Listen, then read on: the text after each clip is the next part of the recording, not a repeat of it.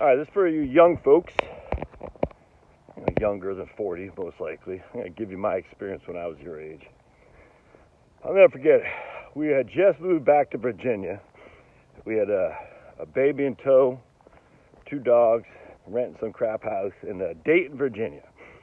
And I was working at First Union Bank as a platform rep, probably making $28,000 a year.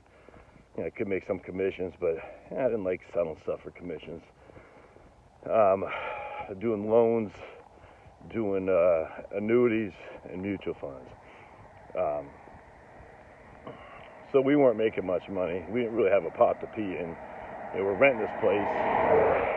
It had, let's just put it this way, there's no insulation hardly. Yeah, it wasn't a great place. I mean, it worked. It did its job. But anyway, it was frustrating, man. I had a degree. I had my securities licenses, 6 and 7. Studying for the CFP. I was in the Army. I had, an honorable discharge as an infantryman. I was making like $28,000 a year, and I was living in some crap hole with my wife, who wasn't working because she was raising old Mads. And I felt, I wasn't despondent. I just felt like, man, what the hell? Anyway, so it felt like you're like, what the hell, man? I mean, it's frustrating because you're like, I should have more. You know what I'm saying? We didn't have any money. I mean, this is back when I'll never forget when, around that a couple years, maybe, I can't remember, around that same time, maybe a year or two later. This is in 2000, by the way, if I haven't said this yet. In 2000, I remember, April 2000, we moved back to Virginia. So it's probably June or July of 2000. And anyway, so I remember when, the Bush tax, he had this, the first stimulus of his tax cut as a refund. We needed that money, man. We needed it, which is why I'm never against getting money into the hands of people who need it. Even if it's a fake stimulus, even if it's a fake refund on taxes that they never pay, that doesn't bother me so much because I remember what it was like. All right, anyway, so let's go back. So I'm sitting there at the bank. There's other people making bank because they were able to sell all these products that were commission-based, and they were just, driving nice cars, just all kinds of stuff. I was like, man.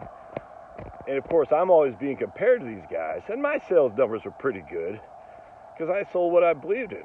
Refinancing mortgages, refinancing home equity lines and stuff. I sold some mutual funds. I sold some annuities, wasn't appropriate, but I wasn't selling it to everybody that freaking could fog a mirror like some of these guys were. So you're always being compared to the high achievers, the high performers, and I was just never in the top of that because I was never going to sell my soul for rock and roll. Anyway, I just remember we didn't have any money. Charlotte wasn't pressuring me or anything. It felt bad. You felt like you weren't supporting your family, even though you were. But you're putting in a couple thousand a year into a 401k. It's just like you had nothing. Still paying off student loans. Had a car loan. About a year later, we got a mortgage. It just felt like you weren't going ahead. Anyway, so back in the summer of 2000, I had this couple came in my office because we did have offices, which was kind of cool, just on the platform.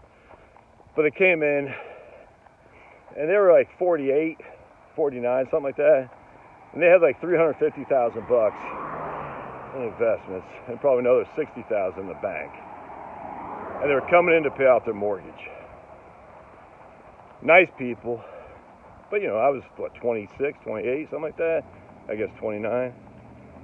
I guess 30. Yeah, it's 30. Yeah, they're probably 52. Low to mid 50s. I just remember I didn't look at them with envy or jealousy. I just remember thinking, must be nice. Must be nice to be able to pay off your mortgage, have hundreds of thousands of dollars squirreled away. The kids are out of the house. They had no one on the payroll. Kids were out of the house. Debt was paid now. And they had, almost $500,000. This is back in 2000. Nicest people ever. Not a nice house, not anything fancy. If I knew the neighborhood was, it's a nice house, but not a McMansion. And I'll never forget. I guess I could see it in my eyes. I was like, damn. But the guy, he must have read me because he's like, dude, wait a second, dude. He's like, You'll get there. That's what I mean. He goes, just take patience. We were in your position, had debt, we didn't have enough money, we had kids. It's frustrating. You're like, man, because you'll get there. Just wait. You'll get there. Keep plugging away. Don't get despondent. Don't get too worried. You'll get there. And I'll never forget that guy. I wish I could remember his name. Obviously, I probably won't say it on YouTube, but I wish I could remember him because he had a big impact on me, man. Just be patient. Just keep plugging. And don't take on debt for the sake of having a nice car. For heaven's sake. Just keep plugging. Morning. And you'll get there.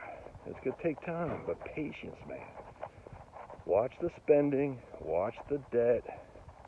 And a lot of that spending, you know it's on consumption. Like you go out to a restaurant with your beautiful. You lay down 2 beers. Well, those beers, how do you think restaurants make money? The margin isn't on the food, it's on the alcohol. You know, they still make a little bit of money on the food, but the margin's on the alcohol. So don't drink alcohol when you're going out to eat. Drink water. Don't even drink soda. That's what I tell my wife. I said, Sean, you stop drinking unsweet tea, because even that's like $2.50 a glass. I was like, just drink water. We can get all the unsweet tea we want, you can have, but just don't do it while we're out. But that's what her spending is. That's fine. $2.50. That's not gonna kill us. But if you're going out every time drinking 2 beers, you know, it's $6 a pop. Not only is that making your expenses go up, but it's making your bill go up too, because your tip is based on the ticket size, which is why you think the waiters and waitresses push you into drinking, because that's how they get bigger of a tip. Now, I still tip like a crazy man, always have. So I don't tip based on my ticket size. I tip based on just what I feel like tipping. You know, usually $20, $15, regardless of the ticket size. Because I've been in that industry a long time. I know what it's like to be a server or a bartender and have freaking cheap people run you rampant and they give you a tiny little tip. That freaking pisses me off. There's certain groups of people who are notorious for that too, by the way. And if you're in the industry, you know who I'm talking about.